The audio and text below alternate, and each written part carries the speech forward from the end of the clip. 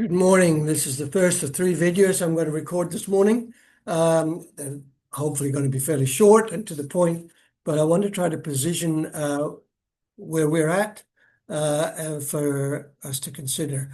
And of course, these are my perspectives, so please feel free to weigh, to dilute, to add, to subtract, to eliminate, do what you wish. I trust that there'll be of some guidance, help, and some resonance for you as well. Prophecy 101. Well, my African friends will tell you Prophecy 101 is learning how to control the weather. And I'm not quite so sure about that, but that's what I'm told. And I once partnered with somebody just for a weekend in Brazil. And I finished speaking at 11 o'clock at night, and I thought, well, that's time to go home. We need to get some rest. And he obviously thought differently, came to the stage, stood at the platform, did not say anything at that point in time, but simply raised his hands. Now, we were inside a building that had a metal corrugated iron roof. And as he raised his hands, suddenly there was this incredible downpour of rain, so loud. Obviously, the rain, heavy rain hitting the metal roof, resonated throughout the whole building. And he stood there for maybe 5-10 minutes. It wasn't raining before till he raised his hands, and it happened instantly. And then once he'd gone maybe 5-10 minutes like this, he took his hands down, and instantly the rain stopped, controlling the weather. And impressive for sure. And of course, there is that element in scripture. Elijah said, it won't rain until I say so, and drought came. And then he had a confrontation with the prophets of Baal. And he said, Ahab, get in your chariot, get out of here, man, because the rain is coming. I hear the sound of heavy rain. And within a short while, a deluge came. So there is that element in scripture. But I'm not actually convinced about that. I had a dream roughly 2 years ago in which I knew the context was a European context. People gathered together, and their theme was, what do we need to make sure is in place with regard to the prophetic in the future? What would be the most major things that we need to make sure are part of our protocol foundations? And into that came a person. I estimate he's around about 40 years of age. He subsequently passed away, but he was used by God in the foundations of what I think really was a major emphasis in the last prophetic move. And 40 years of age would roughly be the time when he would have been in the shaping of the foundations of that. And 40 also speaks of a generation, a new generation was now here. And as he came into the dream, he never said anything, but he went from group to group, listening intently, like bending his ear. What are you talking about? What are you discussing? What do you feel needs to be in place? And he looked a little, I don't know what the word would be, whimsical, like almost like, I wish there were some things we did 40 years ago, and I hope you do differently now, because 40 years ago it got us to this place, but it's over. And the foundations were insufficient. So that got me thinking a lot, and thinking in contrast to this thing of controlling the weather. And I've come to the conclusion that in this next season, the most important thing is that we learn how to align time. I had an experience, again, about 2 years ago. And I'm not suggesting my life is filled with experiences like this. I'm just telling you, I had this 2 years ago. This is what happened. And for a couple of days, I wrestled with something where I saw that either things took place prematurely. And if something happens prematurely, very rarely does it come to fullness. So the premature result, or the result of it being premature, was it never developed. Or things happened too late.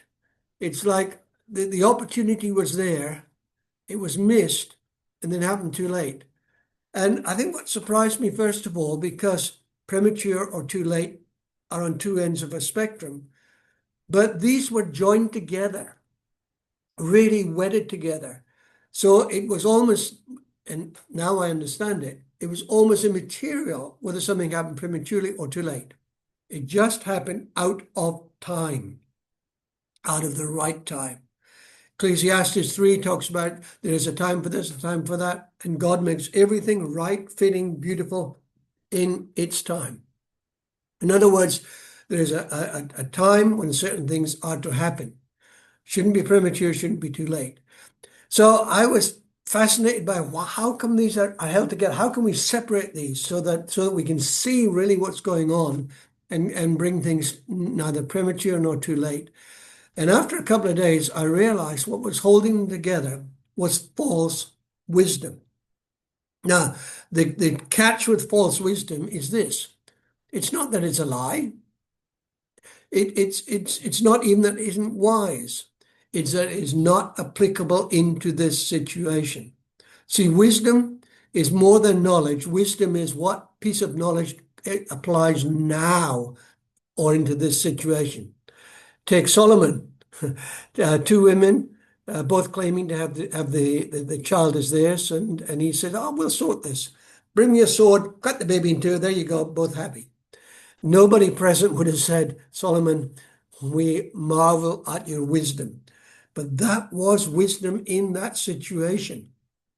In another situation, it'd be murder. So we have to learn how to discern what is wisdom in order that we separate these two out and we don't have either the premature or too late. Maybe it's helpful if I just comment briefly on the two Greek words, what most of you will know, the word chronos, from which we get the word chronology. And in that sense, time is linear. Monday, or Tuesday follows Monday, Wednesday follows Tuesday, etc. Time goes on. 2026 is after 2025, etc., etc. Chronology. But the second word is kairos, and that's often used in the New Testament. The time is at hand. The kairos is at hand. And we can maybe translate that not just time, but something like God's time or opportunity or something fresh about to happen. It's at hand. And that is, I believe, part of the prophetic. In the book of Revelation, John describes God three ways: the God who is. And that's vital. We've got to start with a God who is, not a God who once was a historic God and not around today, or one day maybe it'll be something amazing. We know God today.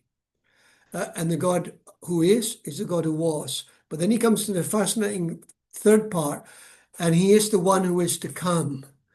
He's the coming one. And it's almost like he's got this idea that the future is there and it's coming toward us.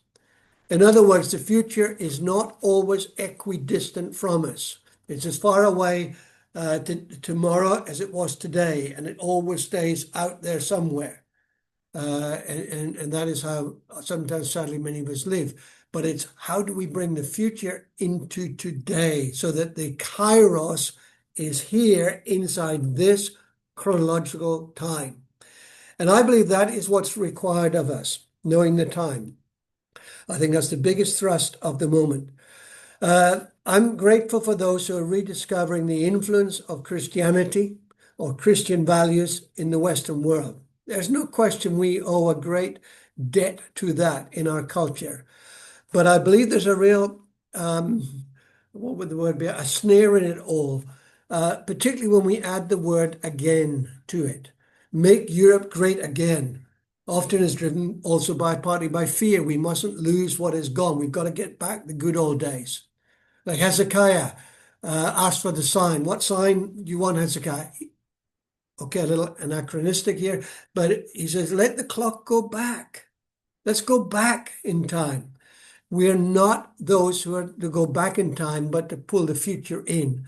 I believe we're in an incredible moment of opportunity. I will try to pick this up in this video and the next two.